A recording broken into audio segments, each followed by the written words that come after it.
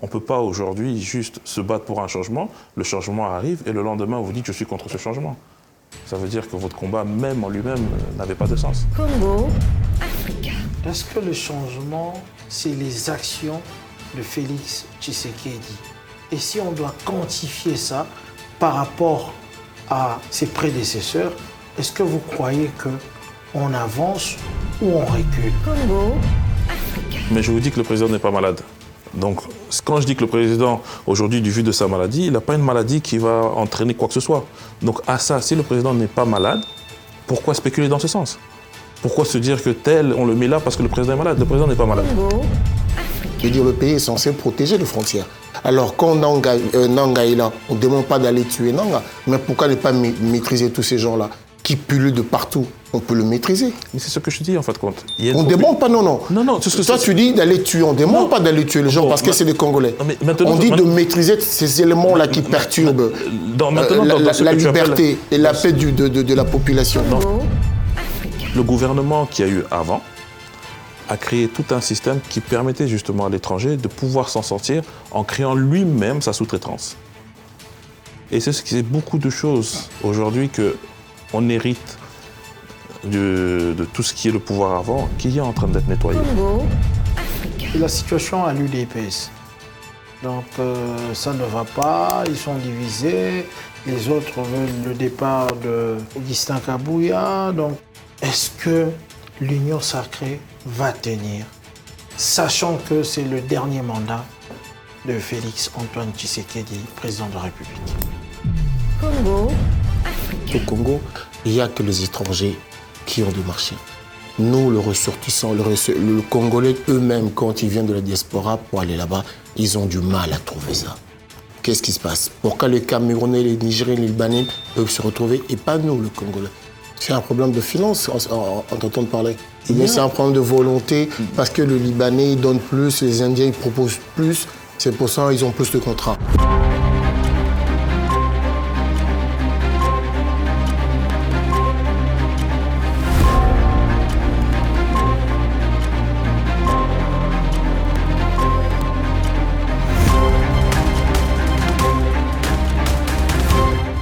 Bienvenue sur Congo Africa, dans cette belle émission, les experts de l'info. Cette émission présentée par le Saint-Marc Tabou et Adi Londolé. Saint-Marc Tabou, bonjour. La tête de série numéro 1, bonjour.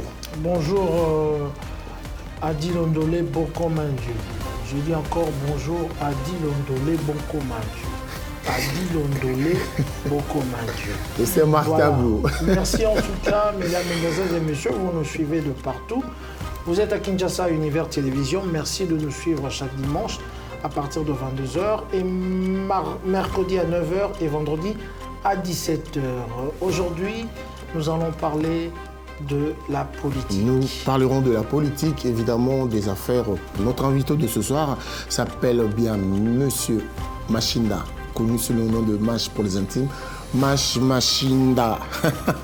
Tshibangou est avec nous, le président de BPK. BPK, un mouvement, je dirais, politique, hein, pour ne pas dire parti politique. Patriote à Congo. Patriote à Congo. Et il y avait beaucoup de monde là-dedans. Il y avait aussi Res Kazadi dans Machinda et encore aujourd'hui président. Aujourd'hui, il s'est lancé dans les affaires. Nous allons parler aussi de l'actualité politique et qu'est-ce qu'il est devenu aujourd'hui, Machinda. Machinda, bonjour. Bonjour. Alors, Mash, en 2-3 lignes, pour les gens qui ne vous connaissent pas, Baye Bayo, qui est Machinda? En 2-3 lignes, si tu peux le faire. Machinda, congolais, né au Congo, grandi en Europe. Et je suis retourné au Congo, ça va faire maintenant 2 ans, dans l'idée de l'appel du président. De président? Oui, le président a dit aux Congolais de revenir. Il a dit à la diaspora, revenez. Venez pour construire le pays. Ah, quand tu parles de l'appel du président, c'est pas il s'est adressé à vous personnellement, non? Non, moi quand je il parle... a appelé pour tout de manière générale. Générale. Ok. Oui. Mais parlons un peu de la politique. Rappelons ici que vous êtes quand même le président jusqu'au de BPK, Patriote à Congo. Vous en êtes où aujourd'hui actuellement? Aujourd'hui, les Patriotes à Congo, le BPK, je pense que tu te rappelles, c'était un mouvement qui a suivi, qui s'est battu justement pour tous les changements qu'il devait y avoir au niveau du pays. On a fait, je pense, la part des choses. Nous sommes toujours un groupe très très restreint. On a toujours travaillé en comité très restreinte. Et nous continuons à travailler ainsi. Et nous avançons toujours sur certains projets ensemble. Mais tout le monde va bien. La majorité, je pense que vous avez eu à voir Rex dans ses projets indépendants. Les autres qui sont au Canada, qui sont en Australie, qui sont en France, aux États-Unis, tout le monde se porte bien. Le BPK se porte bien. Ok. Alors, Monsieur Machinda Chibangu, d'abord une question de curiosité. Vous avez combattu pendant de longues années pour tout ce qui se passe au Congo. Et ça fait 2 ans, vous dites, vous êtes rentré à Kinshasa par rapport à l'appel du chef de l'État, Félix Antoine Tshisekedi. Si vous devrez normalement nous briefer votre constat de la situation du pays par rapport à toutes vos revendications que vous avez eues durant effectivement le combat de BPK avant l'avènement de Félix Tshisekedi. Qu'est-ce que vous pouvez dire de positif et de négatif? Pour ma part, moi aujourd'hui, la positivité, c'est déjà qu'on a une facilité aujourd'hui de pouvoir retourner chez nous, de pouvoir s'y installer et de pouvoir se lancer dans les affaires que l'on veut, sans pour autant avoir l'obligation de connaître X ou Y. Maintenant, sur tout le combat qu'on a mené, on a mené un combat pour le changement. La réalité aujourd'hui sur le changement, c'est que le changement, ce n'est pas quelque chose qui arrive en claquant des doigts. Le changement a été opéré. Il y a des choses qui sont mises en place par les gouvernements qui viennent de passer et le nouveau gouvernement qui va commencer et qui travaille déjà. Donc je pense que les choses se font. La mentalité, c'est quelque chose qui revient par rapport à d'autres populations. Mais moi, de ce que j'ai pu constater en tournant un peu à tous les niveaux, c'est que le changement est là, est bien présent en fin de compte. C'est vrai qu'il n'est pas palpable, mais les choses se font à petite échelle. On ne va pas changer le Congo en 5 ans, mais ce qui commence sera justement le début du changement. Et c'est en cours, pour ma part. Ok. Nous sommes toujours dans la partie de ce que vous faites maintenant comme porteur d'affaires. Vous êtes dans le consulting. Et à ce niveau-là, qu'est-ce qui se passe? Est-ce qu'il y a des opportunités aujourd'hui pour les Congolais au niveau affaires et c'est dans quel secteur? Moi, quand je regarde le Congo aujourd'hui, le Congo en lui-même, c'est qu'en termes d'affaires, toute affaire est bonne au Congo. La concurrence n'est pas malsaine, la concurrence même est bonne.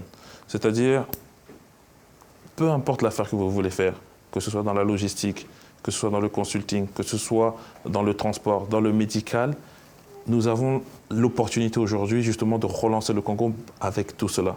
Maintenant, cela dépend des personnes qui viennent sur place et qu'est-ce qu'ils veulent faire aussi. Et comment ils s'y prennent pour arriver à là où ils veulent arriver. Mais je pense que tous les secteurs sont ouverts.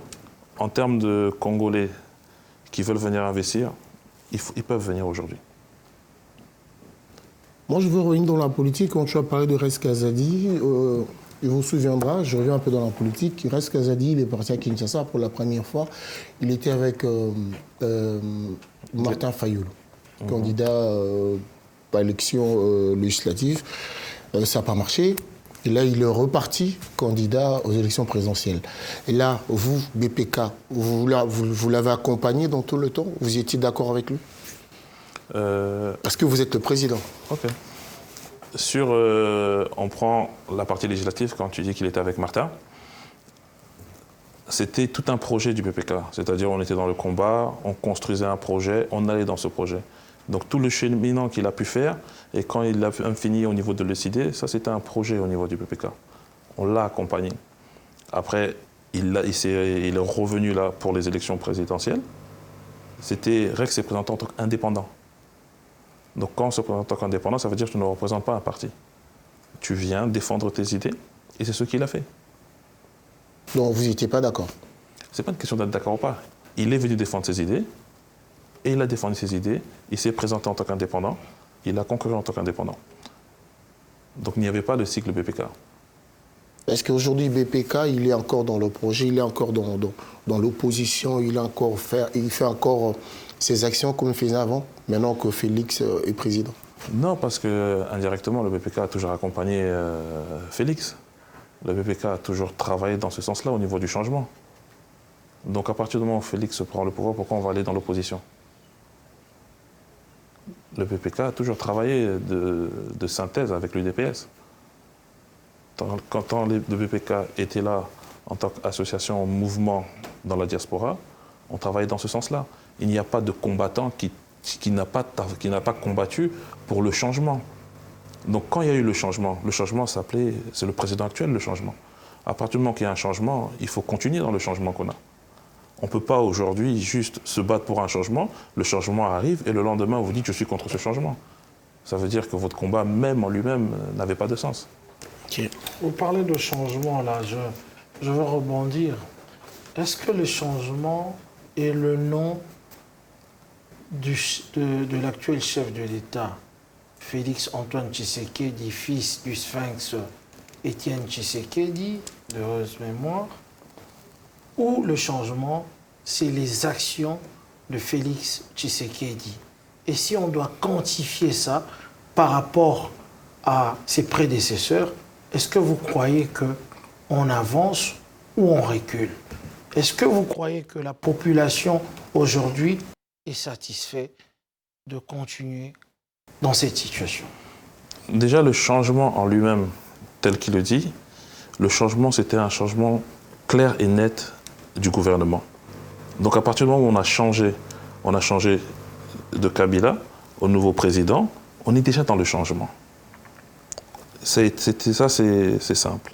Maintenant, si par rapport à ses prédécesseurs, il y a une avancée, moi je dirais oui. On peut le voir aux dernières élections.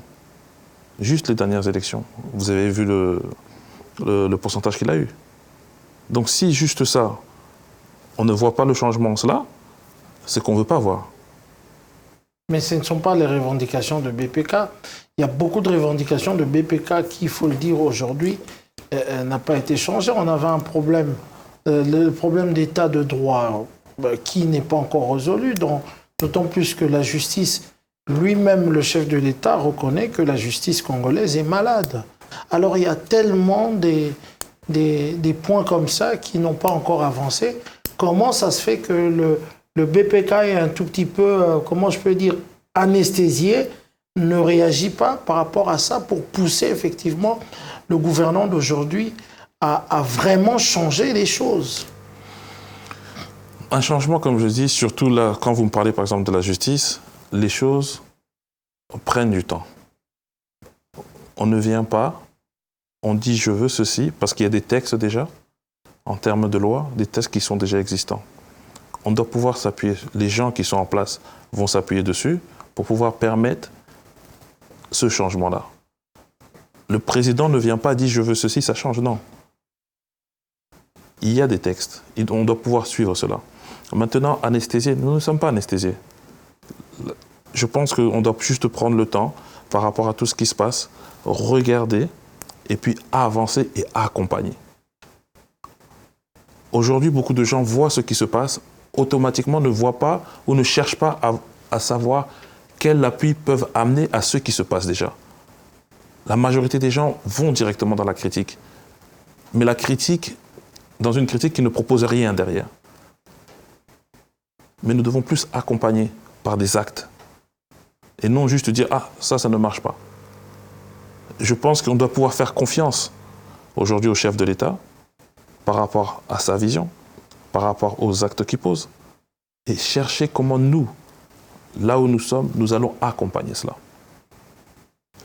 Je pense ainsi.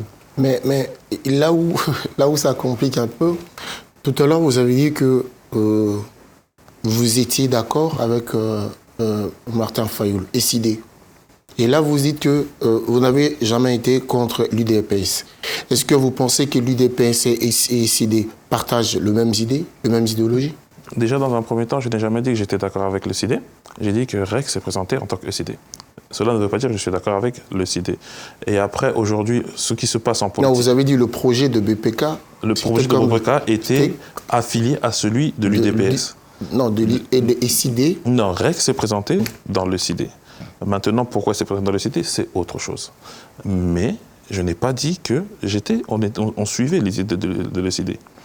Martin, en tant qu'homme, par rapport au combat qui était mené auparavant, a posé des actes concrets où tout le monde l'appuyait, ou quoi que ce soit. Aujourd'hui, en tant que parti politique, si on regarde les actes qu'il a posés, aujourd'hui, même dans son parti, peut le suivre. Donc c'est lui-même qui s'est contrecarré par rapport à sa propre vision. Ok, donc là j'ai compris que vous êtes... Donc là vous reconfirmez que vous êtes BPK et beaucoup plus UDPS qu'ICD. Le BPK, on a toujours été au niveau de l'UDPS. On a toujours suivi l'UDPS ou quoi que ce soit. Le CID, indirectement, le CID, dans son combat auparavant, dans le changement de mentalité, dans la recherche de l'état des droits, suivait la même directive aussi. Ok. Voilà. On va parler un peu politique avant de revenir dans les affaires, parce que vous êtes actuellement dans les affaires. Concernant ce qui se passe aujourd'hui, il y a des discussions, effectivement. Comment on peut appeler ça? Il y a des négociations, parce qu'il faut gérer le pays ensemble avec l'Union sacrée pour le Sénat. Il y a des tickets de part et d'autre, de tickets de l'UDPS, de tickets des autres. On voit Sama Lukonde à gauche, on nous parle de Roger Tshisekedi. Est-ce qu'en tant qu'association BPK, vous suivez un peu cette actualité et qu'est-ce que vous pouvez nous en dire un peu plus sur le bureau du Sénat, qu'il faut dire aujourd'hui pose pas de problème, mais il y a beaucoup de gens qui écrivent sur le net et qui font débat, d'autant plus qu'il y a eu un problème de santé du chef de l'État ici en Belgique. On n'avait pas vraiment autant d'informations sur sa santé et ça a inquiété par rapport à la place du président du Sénat, selon les lois de notre pays, qu'en cas de vacances et tout, c'est le président du Sénat qui peut remplacer le président de la République. Qu'est-ce que vous pouvez nous dire par rapport à ça? Est-ce que c'est cette situation-là de santé du chef de l'État qui a encore corsé les négociations concernant le bureau du Sénat? Et surtout que c'est le nom de Roger Tshisekedi qui dérange. En tant que BPK, on suit, et en tant que Congolais, nous suivons tout ce qui se passe au Congo, que ce soit politique, que ce soit social, à tous les niveaux. Maintenant, ce qui se passe dans les enjeux politiques aujourd'hui ont des règles déjà définies, que vous n'allez pas définir, que le président ne va pas définir, mais qui sont déjà définies et établies. Tous les noms que vous citez, ce sont des gens qui sont sénateurs. Maintenant, en tant que sénateurs, ils ont l'obligation de pouvoir définir leur bureau. Mais leur bureau n'est pas défini encore aujourd'hui, mais les gens spéculent déjà à savoir qui sera à la tête, qui ne sera pas à la tête ou quoi que ce soit. Le tout, c'est que nous devons vivre de spéculation. Par exemple, sur le cas du président, il est malade, il est malade. Le président n'a pas encore quitté le pays, que tout le monde déjà lui prête une maladie. Et quand il quitte, son cabinet sort justement l'information disant qu'il quitte, et ils expliquent même pourquoi il quitte. Pourquoi juste ne pas attendre que les choses se fassent et après peut-être parler et débattre sur ça. Nous débattons des choses qui ne sont pas faites encore. Aujourd'hui, vous parlez tous les noms que vous sortez, rien n'est défini. On entend juste les questeurs qui se sont présentés au niveau du Sénat, mais ceux qui doivent se présenter encore en tant que président du Sénat, il n'y a aucun nom qui a été défini. Non, mais apparemment, il y a déjà des dépôts de candidature. On ne les a pas encore. Moi, je ne les ai pas vus encore. De qui le bras droit de Moïse Katumbi pour l'opposition. Kester. Et Escadella. Kester. Et tout. Et voilà. Salomon. Oui, Kester. Sama Lukonde déjà aussi. Je n'ai pas vu encore s'il a. J'ai vu une liste de personnes. Les gens parlent, spéculent sur des choses qui ne sont pas encore sortis. Et le nom de Roger Tshisekedi? C'est ce que je dis. Prenons le temps de voir ce qui va être défini, au moins à la fin. Ne nous précipitons pas à faire tout un film qui n'est pas encore sorti au cinéma. Mais cela n'empêche de faire la politique fictive. Partons du principe donc, donc on fait la politique fictive. Voilà, on prend un exemple, c'est façon de parler. Est-ce que le nom de Roger Tshisekedi pourra déranger? Pourquoi ça va déranger? Il est sénateur ou il n'est pas sénateur?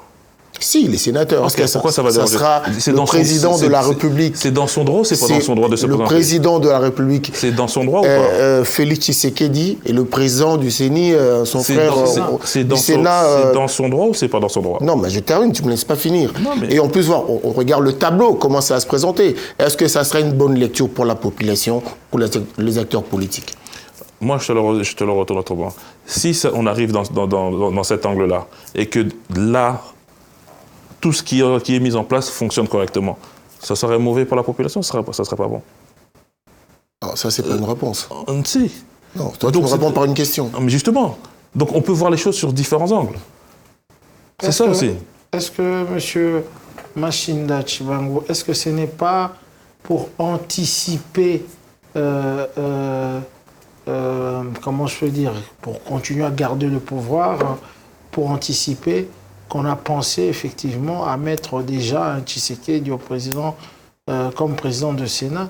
Est-ce que ce n'est pas aussi une façon de nous donner la puce à l'oreille que effectivement ça ne va pas côté santé du chef de l'État?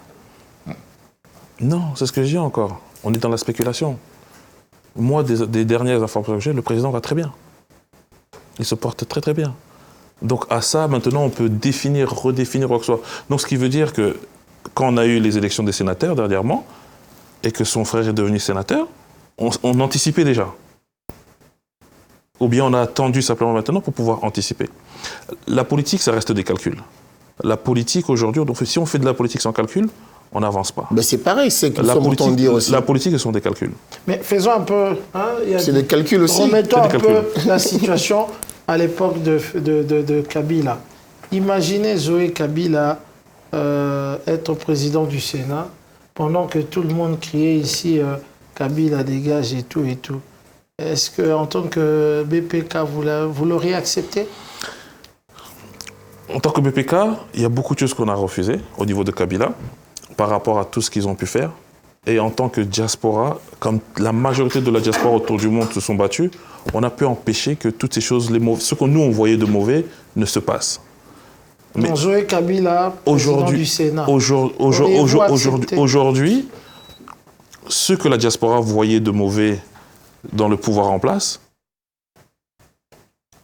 ne voit plus la même chose aujourd'hui. Le président est venu. Le président a fait le tour de l'Europe. Le président a été reçu par les Congolais. Kabila, à son époque, il aurait pu arriver ici et être reçu par les Congolais? Non, mais la question de savoir Non. au poste du président du Sénat. Il n'aurait pas, Si il c'est n'aurait un pas, frère, il n'aurait pas été reçu.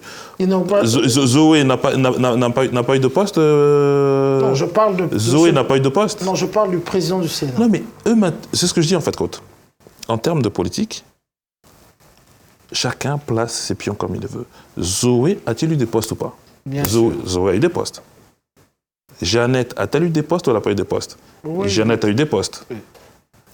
Il y a eu les élections. Combien des gens proches du président se sont présentés et n'ont pas gagné? Beaucoup.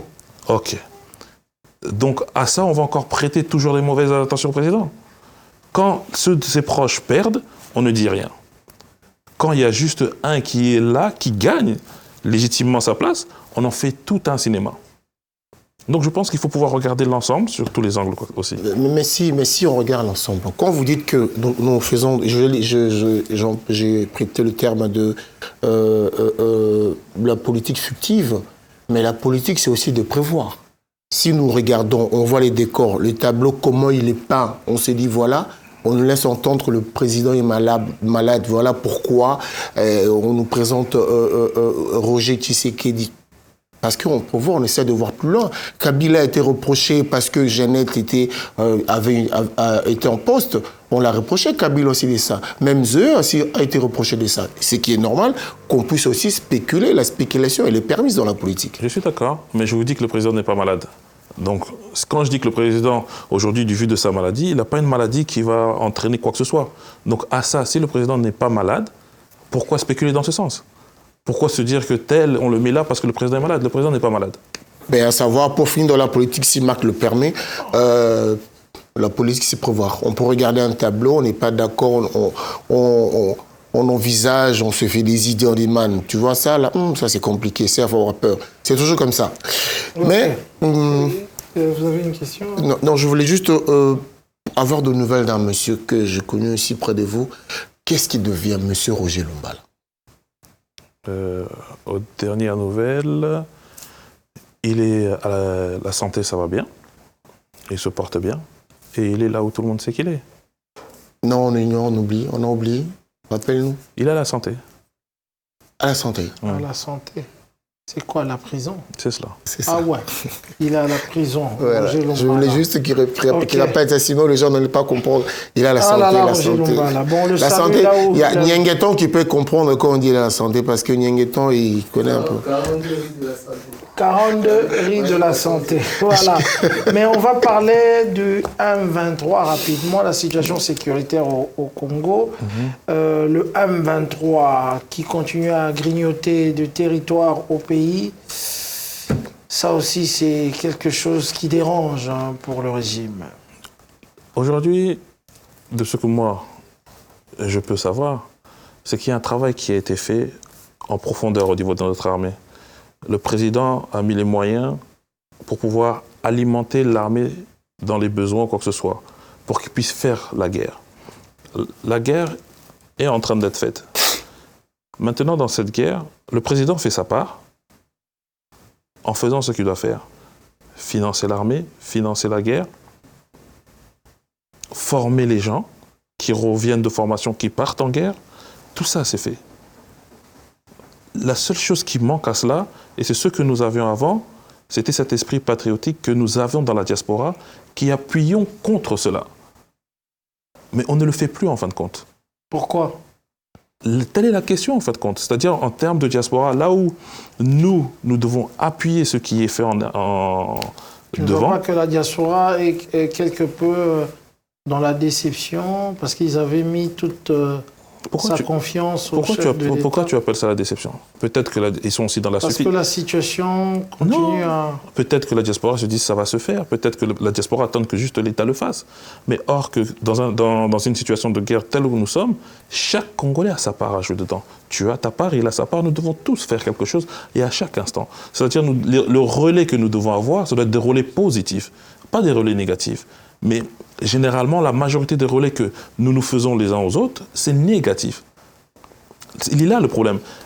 Aujourd'hui, on va reprendre un terrain. Ce relais-là, on ne sait pas le faire. Quand maintenant, on va dire, même le dialogue changeait, au niveau de l'appui diplomatique qui avait été effectué au niveau de la présidence par rapport au Rwanda ou quoi que ce soit, on le reprenait très très mal. On ne sait pas, en fin de compte, partager la positivité qui est faite au niveau du pays. Machina, la diaspora, elle n'est pas timide. La diaspora, elle est là. Parce que c'est la diaspora qui gère. C'est différent. Dans quel sens? C'est la diaspora qui gère. Du président au conseiller, au ministre, la plupart, c'est qui? C'est la diaspora, non? Alors, la diaspora, elle n'est pas timide. La diaspora, elle est partie au pays pour travailler. Alors pourquoi tu dis la diaspora politique? C'est cette diaspora-là elle est aux affaires, elle est censée travailler. C'est comme ça, c'est en ces termes qu'il faut parler. C'est ce que je dis quand je dis toi, lui, moi. C'est chacun de nous en fin de compte. Tu peux avoir ceux qui sont en train de travailler, qui font un travail au niveau du pays, et tu peux avoir nous qui sommes là, qui sommes un relais différent, qui permet justement de faire entendre plus notre voix. Quand l'État porte plainte contre Apple, le relais ne se ressent pas. Mais ça aurait été il y a 10 ans, la diaspora serait devant Apple. Elle est là la différence. C'est chacun de nous, on doit pouvoir faire quelque chose. Mais on ne le fait plus en fin de compte. Les choses positives qui sont faites... Moi, je crois que la diaspora, elle est là.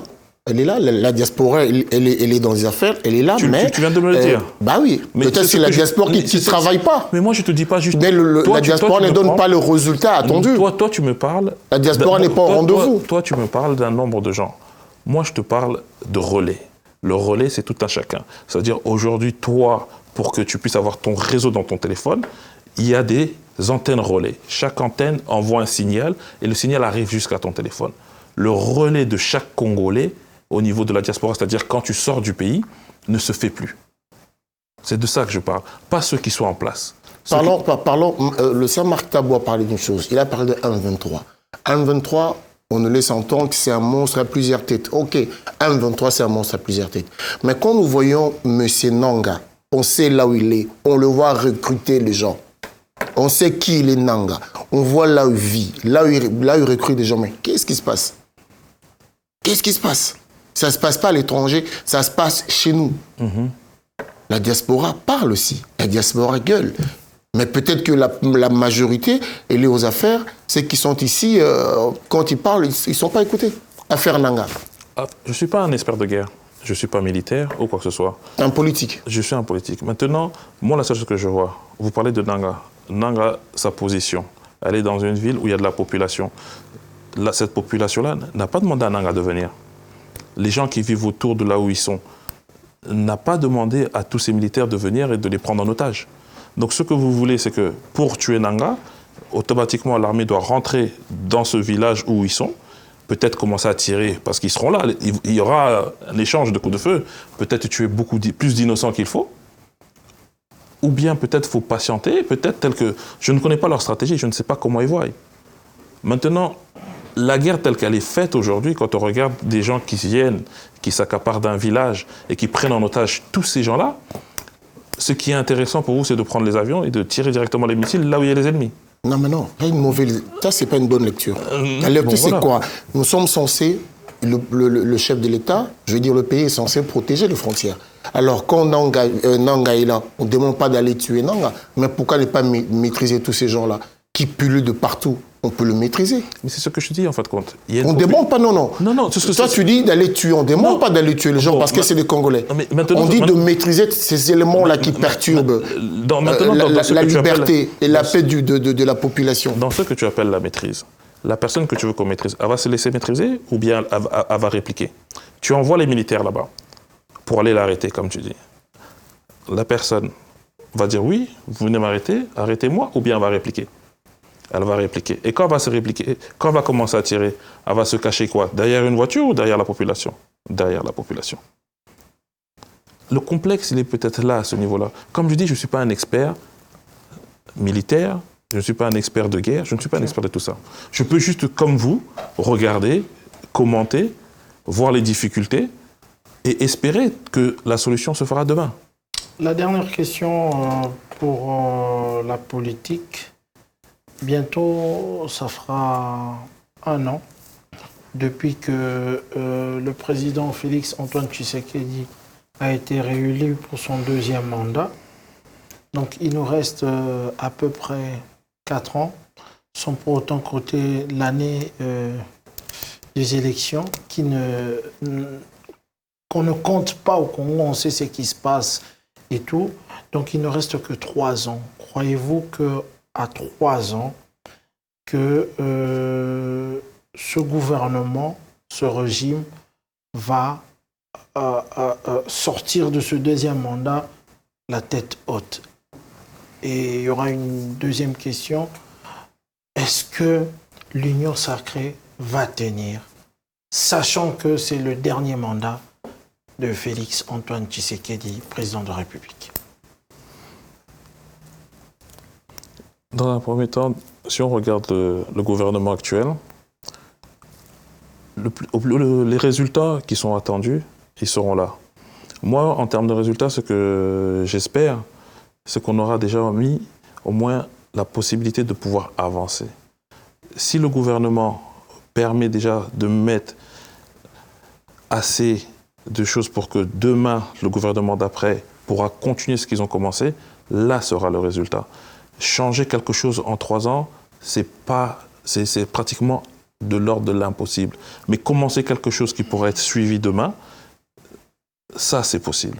Et je pense que quand on regarde aujourd'hui l'effectif du gouvernement, on tend à cela.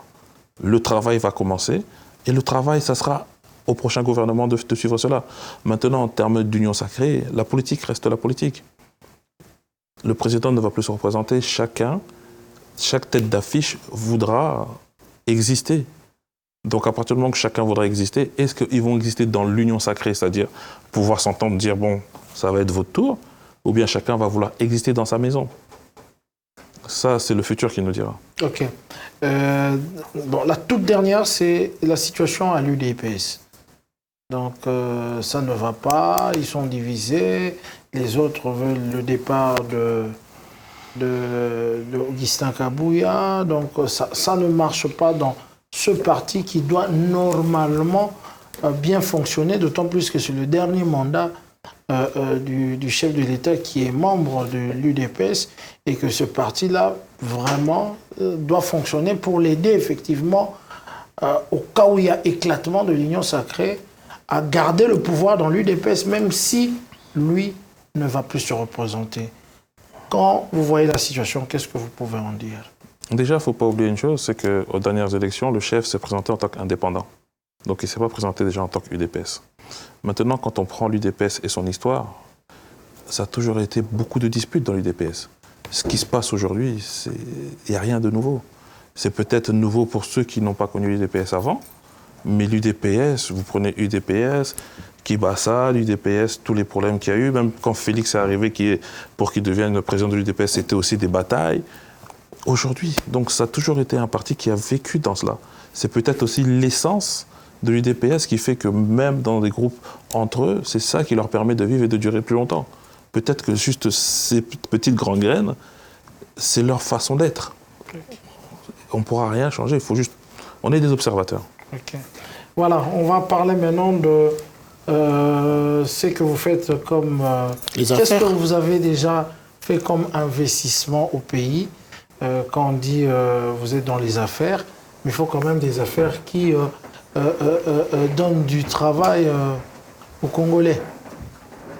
Qu'est-ce que M. Machinda Tshibangou a fait comme affaire? Qu'est-ce qu'il a déjà apporté comme affaire en RDC?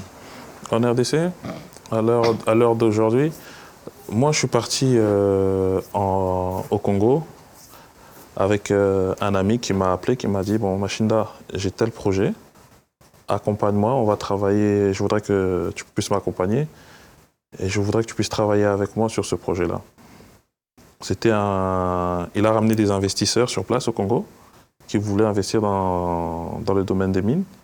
À cela, juste ce projet-là, il faut ouvrir les bureaux. Donc, quand vous ouvrez les bureaux, vous embauchez les gens, vous les payez. Ça veut dire que vous nourrissez déjà des familles. Et ça, c'est tout un problème on va dire, c'est un projet qui nous a pris pratiquement 2 ans. Mais sur ces 2 années, vous nourrissez les gens, vous payez les gens qui travaillent pour vous sur place. Ça, c'est déjà un point. Après, en termes d'apport d'affaires, il y a tous les investisseurs qui arrivent de partout pour investir.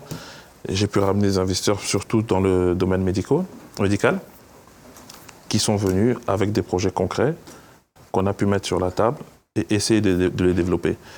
Mais les affaires, comme je dis toujours, il y a le début et la fin. Et entre le début et la fin, ça ne se passe pas en 2 jours. Ça prend toujours du temps. Donc la majorité des choses sont encore sur la table et on avance petit à petit selon le rythme du pays. Comment vous trouvez ça, la sous-traitance au Congo? Il n'y a que les étrangers qui ont des marchés. Nous, le ressortissant, le Congolais eux-mêmes, quand ils viennent de la diaspora pour aller là-bas, ils ont du mal à trouver ça. Qu'est-ce qui se passe? Pourquoi les Camerounais, les Nigériens, les Libanais peuvent se retrouver et pas nous, le Congolais? C'est quoi le problème? Je pense que déjà, quand tu parles de la diaspora, moi, dans la sous-traitance, aujourd'hui, quand je regarde la sous-traitance telle qu'elle se passe, et la majorité des dossiers de sous-traitance se passent beaucoup dans le Katanga, c'est souvent des enfants de Lubumbashi, de Kolwezi, quoi que ce soit, qui sont dans la sous-traitance. Et beaucoup, aujourd'hui, arrivent à s'en sortir. Après à cela, il y a ceux qui veulent faire, qui n'ont peut-être pas le moyen de débuter. Et la sous-traitance, il faut avoir de l'argent pour investir parce que... Un exemple, tu as une société qui dit, moi j'ai besoin de lubrifiant, tous les mois j'ai besoin de 15-20 000 litres. Toi, tu es là, tu es né, grandi à Lubumbashi, tu n'as peut-être pas, on te donne pas, tu n'as pas la banque qui va te suivre. Pour pouvoir, toi, aller acheter les lubrifiants, venir revendre, il faut pouvoir maintenant gagner ton contrat s'il y a un appel d'offres ou quoi que ce soit. Donc, le gouvernement qui a eu avant a créé tout un système qui permettait justement à l'étranger de pouvoir s'en sortir en créant lui-même sa sous-traitance. Et c'est beaucoup de choses aujourd'hui qu'on hérite de tout ce qui est le pouvoir avant qui est en train d'être nettoyé. La bataille de tous les gens au niveau de la sous-traitance, c'est de pouvoir permettre justement aujourd'hui que le Congolais sur place puisse reprendre, commencer une affaire et aller de bout en bout à cela. C'est un problème de finance, en t'entendant parler.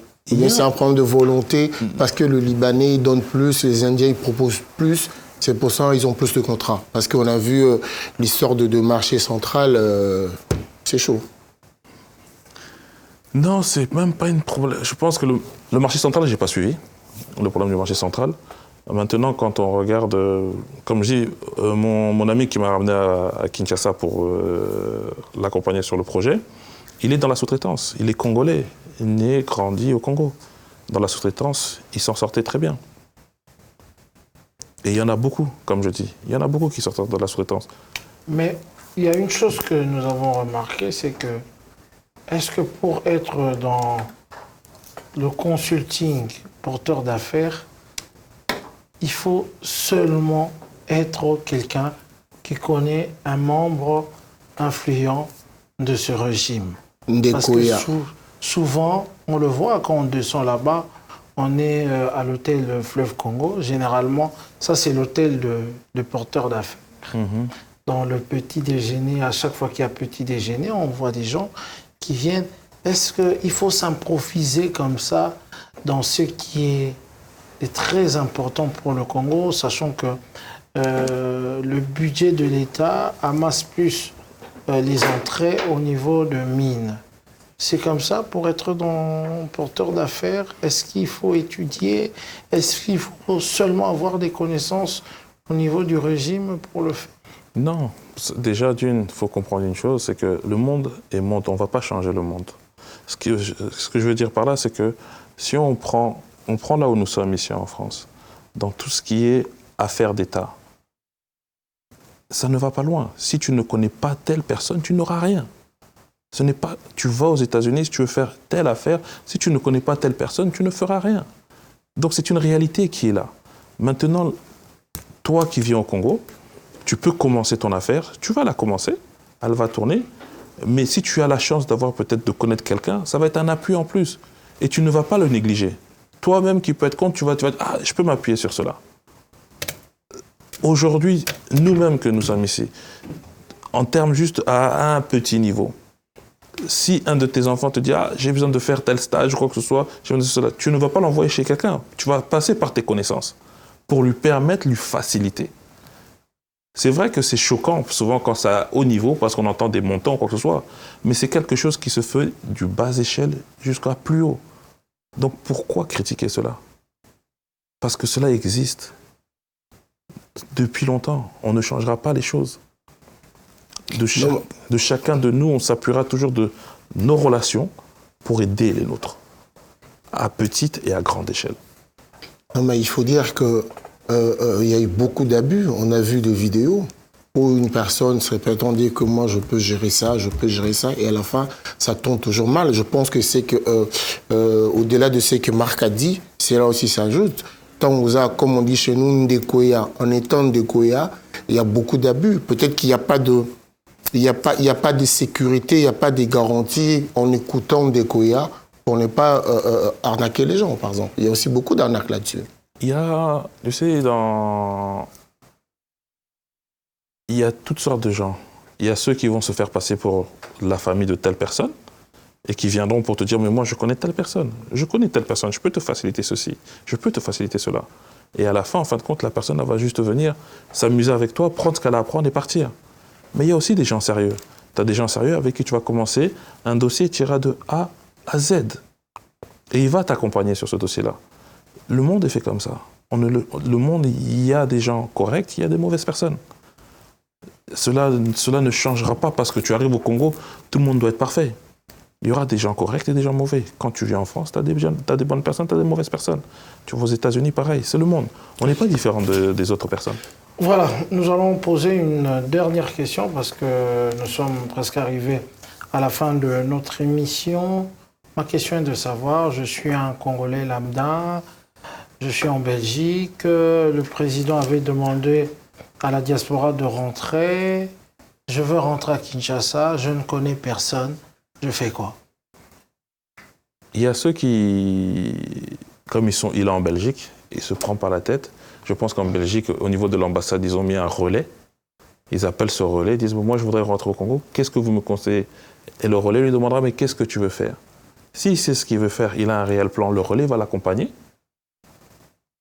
jusqu'à ce qu'il veut faire. Mais maintenant, c'est à nous, comme je dis toujours, la diaspora. Quand je dis la diaspora, c'est chacun de nous, ou bien avoir une réelle entité qui crée ce relais, qui peut permettre à chacun de pouvoir revenir aisément. Quelqu'un qui veut commencer une affaire, de pouvoir peut-être lui faciliter pour pouvoir commencer cette affaire, pour lui éviter toutes les tracasseries, comme on appelle ça chez nous. C'est-à-dire, si nous-mêmes, parce que tout à l'heure, Adi disait, mais la diaspora est déjà au pouvoir. Je ne parle pas de ceux qui sont au pouvoir. Je parle de tous ceux qui ne sont pas au pouvoir, qui sont à l'extérieur, qui ne sont pas rentrés, mais qui veulent peut-être rentrer aujourd'hui.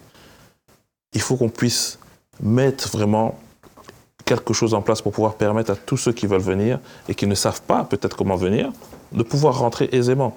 Parce que c'est chacun de nous qui va permettre de reconstruire le Congo de demain.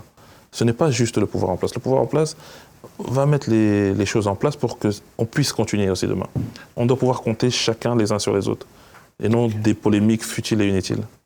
Merci beaucoup. Ça sera le mot de la fin pour clôturer l'émission, si jamais il y a un message.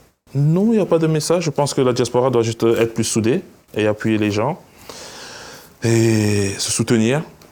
Et il y a des choses qui se font en place au Congo. Et il faut y croire au Congo. Que Dieu bénisse le Congo. Merci, monsieur Machinda Tshibanga. Saint-Marc Tabou. Moi, je veux dire merci à l'équipe technique. Merci à Nyengreton, hein, espèce... Nyengeton. Nyengreton. Nyengeton. Nyengeton. Espèce en voie de disparition.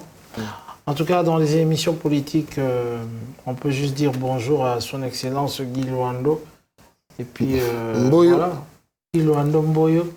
Il y a Di Londolé, et il y a David Mangaya, Fanny Chis, Bambo Tatro. Il a dit, voilà, nous sommes arrivés là. Il a dit, Londolé, oh yo. Mais depuis tout le temps, oh yo. Bien sûr, la belle là.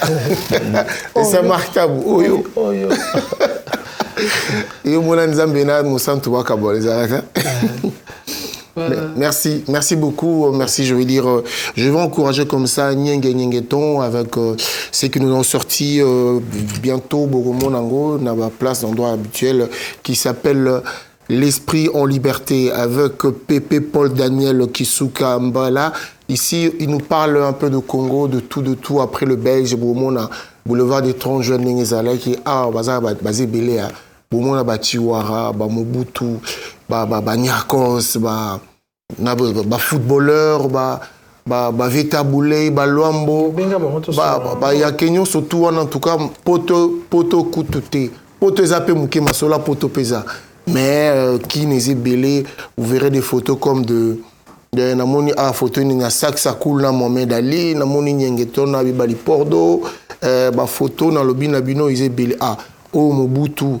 VV Kiamonga na président ya équipe à Matete, Namoni Batapoto, en tout cas, Boya, Tozobenga Bino, Tozela Bino, Bino, une émission, Tobeta, Dissolo, ya L'Esprit en Liberté avec Pépé Paul Daniel Kisuka Mbala et Nyengeton, nous vous encourageons.